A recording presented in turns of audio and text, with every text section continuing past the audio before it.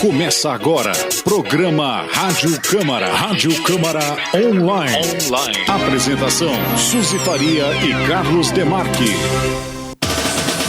Câmara vai analisar 8 itens na 9ª sessão ordinária. 7 requerimentos de informações oficiais são aprovados nesta semana. Cooperativa de recicláveis e descarte de materiais na Fundadores são temas de pedidos aprovados. E o vereador Nelsinho Bombeiro é o entrevistado desta edição. Sexta-feira, 31 de março de 2023. O Rádio Câmara Online está no ar. Olá, uma boa tarde a todos. Boa tarde, Suzy. Boa tarde, Carlos, e boa tarde a todos vocês que nos acompanham. E 8 itens serão analisados na 9ª sessão ordinária do ano, que será realizada na próxima segunda-feira, às 19h. Em regime de urgência estão 4 matérias do Executivo relacionadas à Câmara Municipal.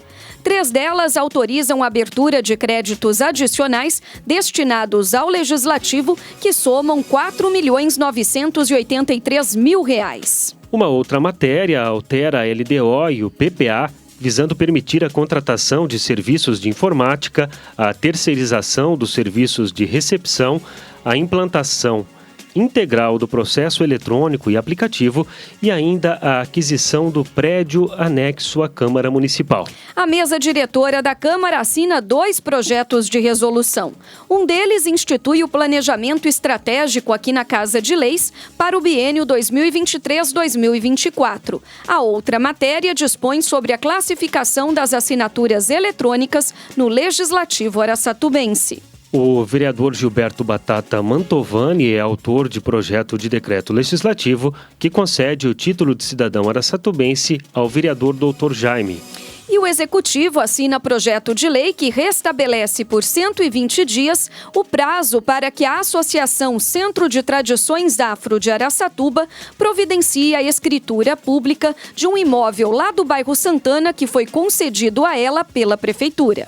Poderão usar a tribuna no pequeno expediente a vereadora Cristina Munhoz e os vereadores Antônio Edivaldo Dunga Costa, Arlindo Araújo e Arnaldinho. O público poderá acompanhar a sessão pela TV Câmara no canal 6 da NET ou ainda pelas redes sociais YouTube e Facebook. Outras informações estão disponíveis no site www.aracatuba.sp.leg.br. Se preferir, aponte a câmera do seu celular para o QR Code que está na tela e tenha acesso a todo o nosso conteúdo.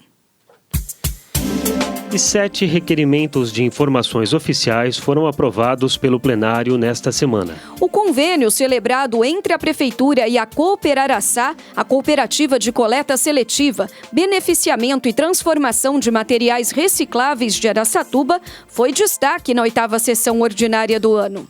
No requerimento, o vereador Luiz Boato questiona o cumprimento de cláusulas contratuais. Uma matéria produzida pela TV Câmara mostrou as atuais condições de trabalho dos cooperados, instalados numa área do aterro sanitário do município. A cooperada Joyce de Oliveira Domingos resumiu as dificuldades enfrentadas. Quando eu entrei aqui em 2017, a gente tinha umas condições até boas para trabalhar. Um barracão digno, uma esteira, né? A gente tinha prensa, tinha paleteira, lugar adequado, não batia sol. Então a produção da gente era muito boa. Era uma produção alta, a gente ganhava bem, 1.600, 1.700, 1.800. E aí resolveram ampliar o aterro, né, sanitário. E aí foram cortando a cooperativa em partes. Quando a gente se viu num pedaço, a gente só tava com um triozinho pra gente andar. Aí ficou complicado pra gente trabalhar. Aí resolveram trazer a gente aqui pra cima. Em 2020, 2019, 2020, trouxeram a gente pra cá.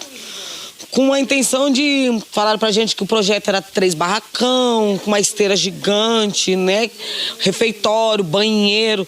Então a gente ficou super feliz, todo mundo animado. Deixaram a gente uns 2 meses dentro de casa. Quando a gente veio, tinha um barracão, uma esteira no chão, e foi isso daí. Falou assim que a gente tinha que se contentar com aquilo. Se não fosse por aquilo, eles iam fechar a cooperativa e não ia existir mais. Inconformado com a situação, o vereador Luiz Boato pergunta se a prefeitura pretende auxiliar a cooperativa com a compra de novos equipamentos e a realização de melhorias no local, como a construção de banheiros de alvenaria. O vereador também questiona o desenvolvimento de programas e ações para a capacitação dos trabalhadores e pede cópia do convênio assinado pelas partes e das atas de reuniões anuais que devem ser realizadas. A situação dos cooperados, da Cooper Araçá é realmente preocupante, Eu estive lá com os cooperados, então, que trabalham nesse aterro sanitário. Confesso que eu saí de lá desacreditado com o que eu estava vendo. É realmente triste, é lamentável a situação precária de trabalho que essas 25 famílias trabalham. Se não bastasse ali o calor, que o nosso município já é um município muito, muito quente, eles não têm ali um espaço para fazer as refeições com dignidade, eles não têm ali um bebedouro, eles não têm um local de descanso, não tem um banheiro de alvenaria que foi prometido e até hoje nada. Então, se não bastasse já todas essas condições, ainda tem a questão da prensa e a esteira, que desde o incêndio de 2019, então, quando foram acometidos pelo incêndio, até hoje eles não tiveram ali a sua esteira, as prensas, de volta ali para auxiliar no trabalho. Então, isso dificulta muito. Os lucros deles caíram muito. O vereador João Moreira é autor de 2 pedidos aprovados. Um deles pergunta sobre a limpeza, manutenção e reforma das praças públicas da cidade. E o outro traz indagações sobre o programa de hortas comunitárias mantido pela Secretaria Municipal de Desenvolvimento Agroindustrial. De autoria do vereador Arlindo Araújo, um outro documento pede cópia do contrato de prestação de serviço de limpeza pública firmado entre a Prefeitura e a empresa Monte Azul Ferraz. A vereadora Regininha pede informações sobre os casos de endometriose diagnosticados no município. Pedido assinado pelo vereador Nelsinho Bombeiro cobra a instalação de tela ou gradil nos viadutos da rodovia Marechal Rondon. E por meio de outro requerimento, o vereador Lucas Anata denunciou o descarte irregular de material no entorno do ecoponto existente no final da Rua dos Fundadores. O parlamentar lamentou a situação constrangedora enfrentada pelos moradores da região. O que nos foi relatado é de que esses descartes ocorrem no final de semana, porém não são retirados. 2 questões. A ação da prefeitura, porque é crime ambiental. A ação da prefeitura em retirar, fazer a limpeza da região, porque ali perto moram pessoas. Segundo, coibir, porque isso é um crime. O ecoponto foi uma vitória para a cidade. Agora é necessária a manutenção e a fiscalização coibindo esses tipos de atos por parte do poder público. Porque o mau cheiro, o número de animais peçonhentos que se criam nesse meio, todo o constrangimento do morador e o impacto que tem, crianças moram aí perto. Então, nós exigimos aqui da prefeitura 2 atitudes através desse requerimento e questionamos. Uma é a limpeza imediata. Se já se sabe o momento da infração, é necessário que se haja com as informações já sabidas. E segundo, é a limpeza do entorno. Não pode uma região onde há residências, moradias em volta, passar por isso é constrangedor. O vereador Dr. Jaime também manifestou a sua opinião sobre o problema. É sempre muito difícil impor às pessoas aquilo que elas não querem fazer. Na verdade, essa questão de fiscalizar, se for depender só do poder público, nós vamos gastar o dinheiro todo só para correr atrás de coisas erradas. A cidadania, o exercício da cidadania, nos impõe a obrigação de, no mínimo, denunciar. Anotar a placa da carroça, do carro, enfim, e passar anonimamente, não tem problema nenhum. Botar uma viatura lá para fiscalizar todos os ecopontos, o que é que nós vamos... se for preciso fazer isso, tem outras áreas também da mesma maneira e com outras circunstâncias, outro tipo de degradação. Fica impossível. Na verdade, nós precisamos estruturar uma guarnição da Guarda Municipal, tem pelo menos uns 10 anos que a gente propõe, separar para fazer a atuação na área da polícia ambiental, meio ambiente municipal, para coibir esse tipo de coisa. O vereador Lucas Zanata trouxe uma sugestão para melhorar a fiscalização. A limpeza e a fiscalização é responsabilidade da prefeitura. Porém, o Dr. Jaime disse algo que eu acho interessante e deixo aqui até como uma ideia. A prefeitura poderia fazer, até com o valor que tem de publicidade, placas de anúncio e um disque denúncia de WhatsApp, onde pode ser enviado fotos e vídeos. Então, eu deixaria aqui essa ideia, que seria extremamente pertinente, viável, eficiente, proveitoso, que a prefeitura fizesse não só uma campanha de conscientização, anunciando um disque denúncia e tenha nos locais em torno placas altas com os números, com esse número de WhatsApp do disque denúncia. E o vereador Nelsinho Bombeiro é o entrevistado desta edição. Mobilidade urbana e saúde foram os principais temas abordados na entrevista concedida à repórter Suzy Faria. Agora, no Rádio Câmara, entrevista. Boa tarde, vereador. Seja bem-vindo ao Rádio Câmara Online. Boa tarde, mais uma vez, obrigado pela oportunidade. Sabemos que a mobilidade urbana é um assunto que lhe interessa. E ultimamente o senhor tem questionado e cobrado a administração municipal não só sobre sinalização, manutenção e melhora do fluxo em grandes vias da cidade, mas também sobre a segurança nos viadutos, passarelas das rodovias que passam pelo nosso município. Qual é a sua preocupação, vereador? Bem, eu sempre enfatizo sobre a questão da minha vida antes de chegar à vida pública, aqui como vereador. Eu tive a oportunidade e infelicidade de participar de vários atendimentos na tentativa de suicídio, na região desses viadutos. Já tivemos também até questões aí de veículos que acabaram batendo naquela parte de proteção ali do viaduto e caindo na rodovia. Então, assim, eu vejo que talvez não iríamos conseguir evitar 100% desse tipo de ocorrência, mas queria inibir, porque se você cria dificuldades, cria barreiras, você também diminui a probabilidade das pessoas, se lançarem de cima desses viadutos. Por isso, cobrar, então, a instalação de gradis, telas de proteção nos viadutos. As passarelas, eu acho que as existentes na cidade já contam com esse dispositivo, né? Isso. Nós tínhamos 2 passarelas na área urbana de Araçatuba. Uma permanece ali na rodovia Marechal Rondon, próximo ali o bairro Jussara. Essa passarela ela é munida dessa tela de proteção. A outra passarela que nós tínhamos, que ficava de frente ao bairro São José, também era munida dessa grade de proteção.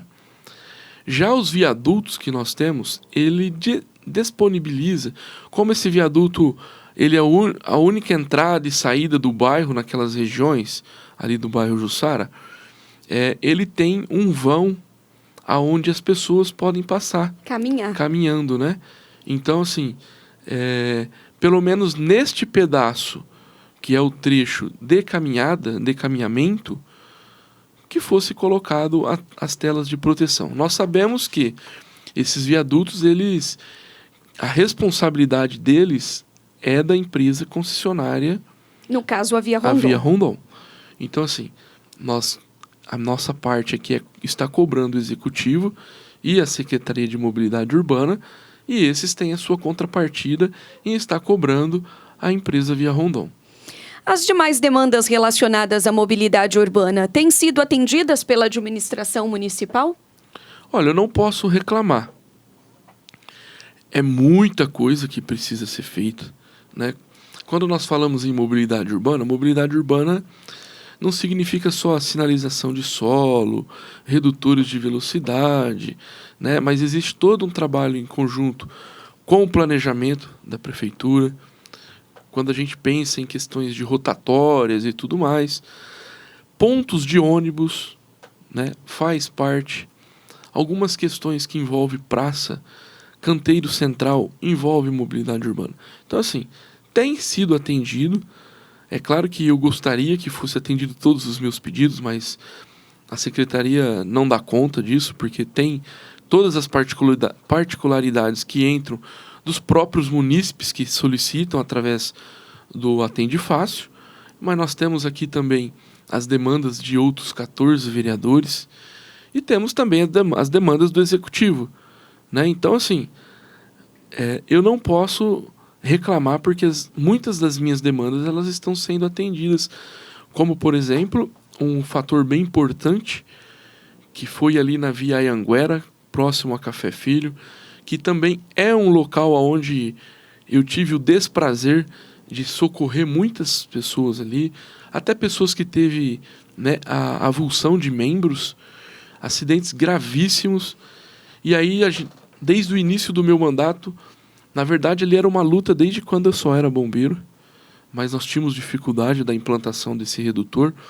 Desde o início de 2021, quando cheguei aqui, também estava lutando por isso. Inclusive, fui pessoalmente na cidade de Lins levar várias demandas para o setor da Via Rondon, dentre eles este redutor, onde o secretário de mobilidade também tinha muita dificuldade. E aí nós começamos a encaminhar e-mails, ligações direto, e comecei mesmo assim a ficar no pé, vamos dizer assim, de forma clara.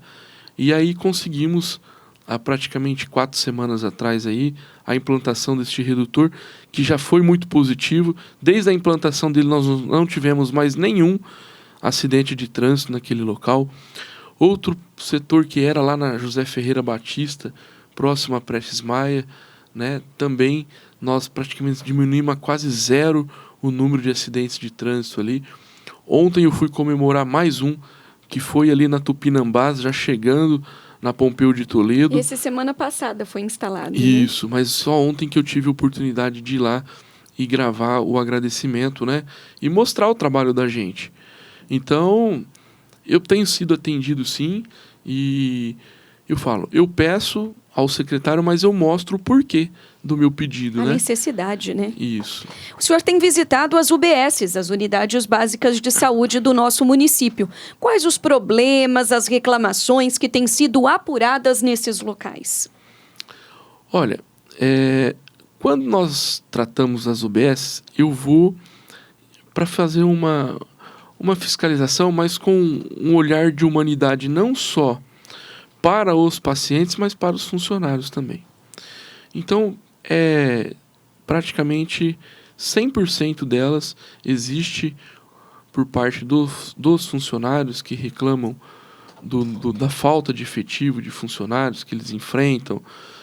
Às vezes o médico passa por um problema de saúde, ou existe um quadro dos médicos que eles têm que deixar a unidade para ir até a residência, e aí acaba onerando este quadro e automaticamente traz o acúmulo, né, de pacientes. Mas eu também olho para a questão da infraestrutura.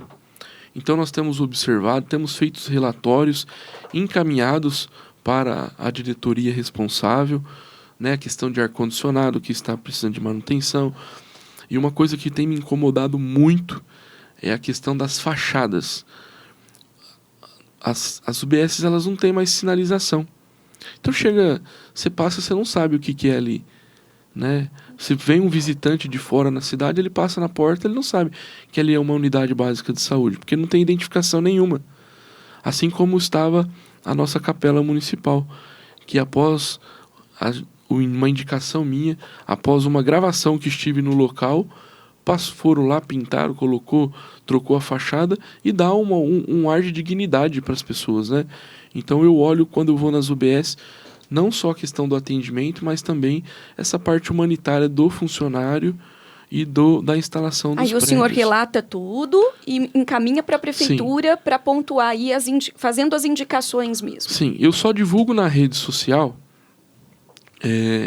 até porque é uma questão ética da minha parte, de não estar ali causando esse embaraço entre o executivo e o legislativo, né? Então eu faço a visita, divulgo que estou visitando o local, porém eu oficializo tudo isso mediante os ofícios mesmo e indicações e encaminho para o Executivo Municipal. E o senhor tem visitado não só as UBSs, mas também o pronto-socorro municipal. Sim, você tocou num ponto muito importante, até porque nós estamos vivenciando um momento de uma crise na ala da pediatria. Isso não é só em Araçatuba, tanto que ontem a Unimed soltou uma nota também que está sofrendo com isso, porque está circulando um vírus respiratório, e eu fui entender um pouco disso daí, aonde o médico pediatra diz que este vírus ele ficou incubado durante o período de pandemia, porque as crianças ficaram retraídas dentro de casa. E aí, no ano passado, com a volta às aulas, esse vírus ele foi se dissipando, né? E agora chegou o momento de viver essa crise. Então, assim, a ala pediátrica, principalmente do nosso pronto-socorro municipal, ela tem sofrido com um número exorbitante de crianças, mas nós temos trabalhado em cima disso. Eu estou já, desde a semana passada, mantendo um contato com a Secretaria Municipal de Saúde. Eu estive lá na terça-feira, onde fiz uma reunião com a equipe da Secretaria de Saúde, levei sugestões, levei ideias, né? E está sendo analisadas essas sugestões e eu espero que isso nós consigamos aí implantar no nosso município para o mais rápido, né? Uma questão urgente mesmo, para que a gente possa aí ter um desfecho melhor, vamos dizer assim. Está certo, o programa Rádio Câmara Online desta sexta-feira entrevistou o vereador Nelsinho Bombeiro. Mais uma vez, obrigada pela disponibilidade e até a próxima. Até a próxima e muito obrigado. Rádio Câmara Online. E o Rádio Câmara Online desta sexta-feira fica por aqui. A apresentação foi de Carlos Demarque e Suzy Faria. Com os trabalhos técnicos de Márcio Paiola. O Rádio Câmara é uma produção da Assessoria de Comunicação e Imprensa da Câmara Municipal de Araçatuba. Obrigado a todos que sempre acompanham o nosso trabalho. Uma boa tarde e até a semana que vem. Boa tarde, excelente final de semana. Até o próximo programa.